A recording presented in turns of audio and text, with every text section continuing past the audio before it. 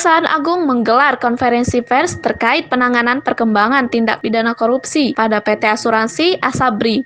Giat dilaksanakan di Gedung Kejagung, Jalan Sultan Hasanuddin dalam nomor 1, RT 11 RW 7, Kelurahan Keramat Pela, Kebayoran Baru, Jakarta Selatan pada hari Senin tanggal 1 Februari 2021 pukul 18.30 waktu Indonesia Barat.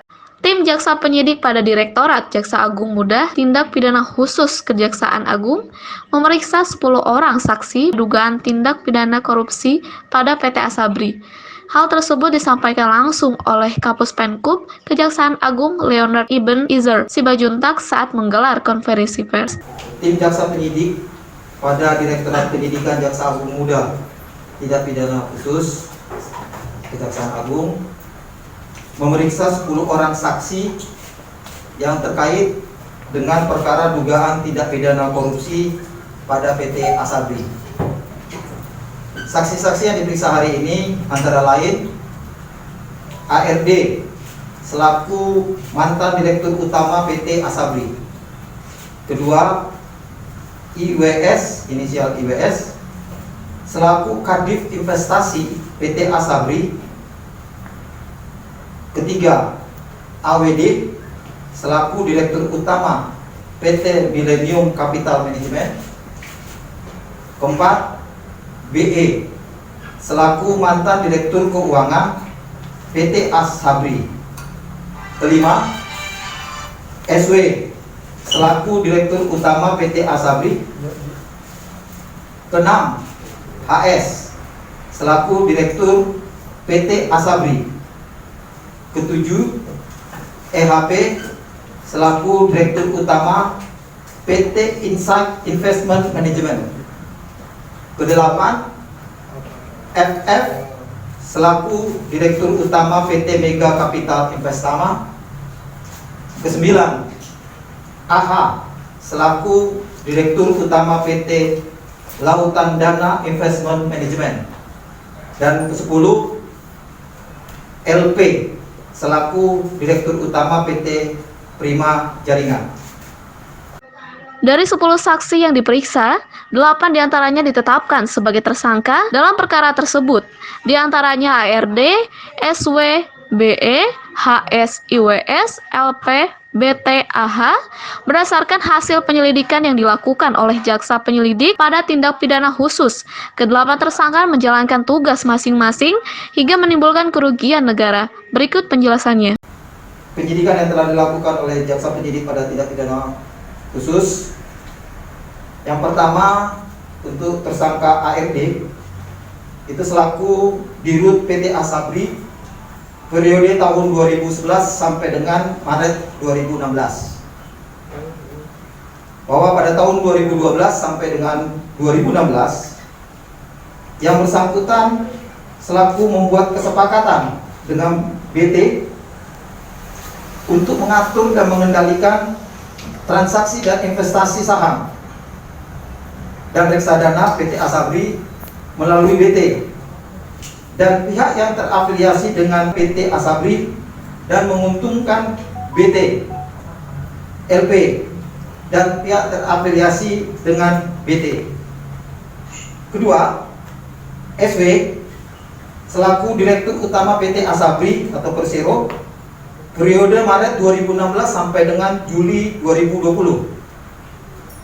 Pada tahun 2016 sampai dengan 2019 yang bersangkutan membuat kesepakatan dengan HH untuk mengatur dan mengendalikan transaksi dan investasi saham dan reksadana PT Asabri Persero melalui HH dan pihak yang terafiliasi dengan HH yang merugikan PT Asabri dan menguntungkan HH dan pihak terafiliasi dengan HH.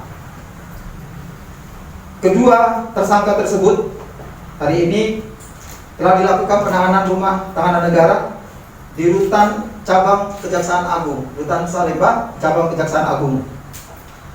Untuk tersangka ketiga, BE, adalah selaku mantan Direktur Keuangan PT Asabri periode Oktober 2008 sampai dengan Juni 2014.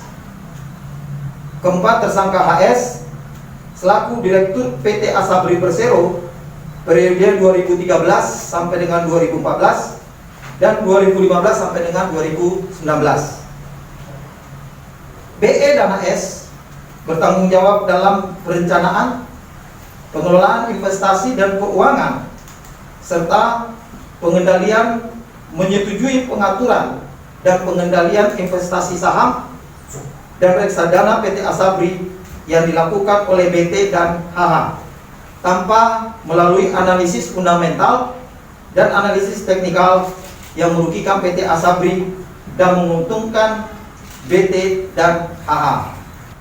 Jadi duduk perkara atas kasus posisi tindak pidana yang disangkakan, tadi saya sudah gambarkan secara singkat masing-masing, bahwa pada tahun 2012 sampai dengan 2019, Direktur Utama, Direktur Investasi dan Keuangan, serta Kadif Investasi PT Asabri Persero bersama-sama telah melakukan kesepakatan dengan pihak di luar PT Asabri Persero yang bukan merupakan konsultan investasi ataupun manajer investasi, yaitu HH, BTS, dan LP, untuk membeli atau menukar saham dalam portofolio PT Asabri Persero dengan saham-saham milik HH, BTS, dan LP dengan harga yang telah dimanipulasi menjadi tinggi, dengan tujuan agar kinerja portofolio PT Asabri Persero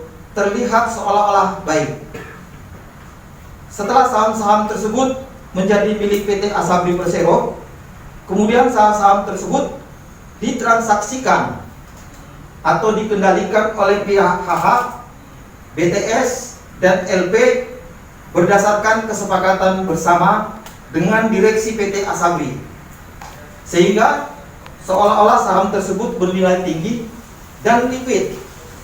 Padahal transaksi-transaksi yang dilakukan hanya transaksi semu dan menguntungkan pihak HH, BTS, dan LP, serta merugikan investasi atau keuangan PT Asabri Persero karena PT Asabri Persero menjual saham-saham dalam portofolionya dengan harga di bawah harga perolehan saham-saham tersebut. IWS selaku Kadif Investasi PT Asabri Juli 2012 sampai dengan Januari 2017. Tersangka berikutnya LP selaku Direktur Utama PT Prima Jaringan. LP, BT, dan HH selaku pihak swasta yang mengatur transaksi saham dan reksadana dalam portofolio milik PT Asabri dengan cara memasukkan saham-saham milik LP, BT, dan HH dengan harga yang telah dimanipulasi menjadi portofolio milik PT Asabri dan mengendalikan transaksi serta investasi PT Asabri yang didasarkan atas kesepakatan dengan direksi PT Asabri yang menguntungkan LP, BT, dan HH serta merugikan PT Asabri.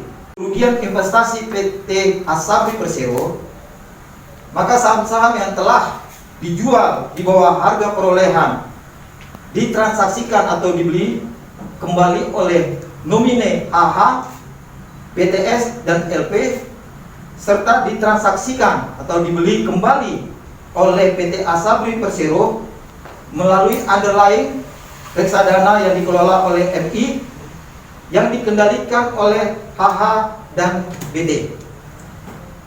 Seluruh kegiatan investasi PT Asabri Persero pada kurun waktu 2012 sampai dengan 2019 telah tidak dikendalikan oleh PT Asabri Persero, namun seluruhnya dikendalikan oleh HH, BTS, dan LP.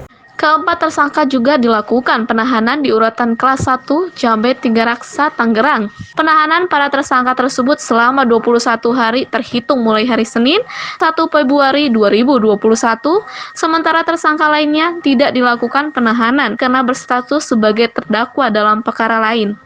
Atas kasus tersebut, negara mengalami kerugian besar serta tersangka terancam sanksi pidana sesuai penyampaian berikut.